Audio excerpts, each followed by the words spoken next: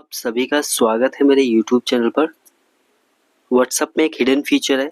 अगर कोई भी आपको व्हाट्सएप पे कोई मैसेज ड्रॉप करता है और आप नहीं चाहते कि उसको पता लगे कि आपने उस पर्सन का मैसेज जो है रीड कर लिया है, तो इसमें एक सेटिंग है जिसको ऑन करने पर सामने वाले पर्सन को बिल्कुल पता नहीं लगेगा कि आपने उसका मैसेज रीड किया है या नहीं।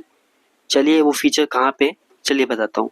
तो सबसे पहले आपको अपने मोबाइल में व्हाट्सएप को ओपन कर लेना है। उसके बाद आपको थ्री डॉट पे क्लिक करना है, सेटिंग में आना है।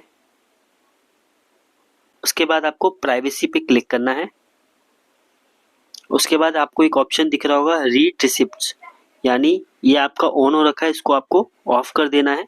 जब आप इसको ऑफ कर देंगे तो कोई भी अगर आपको व्हाट्सएप पे कुछ मैसेज भेजेगा और आप उसको रीड करेंगे लेकिन सामने वाले पर्सन को ब्लू टिक नहीं होगा, जिससे उस पर्सन को कभी नहीं पता लग पाएगा कि आपने उसका मैसेज रीड कर लिया है।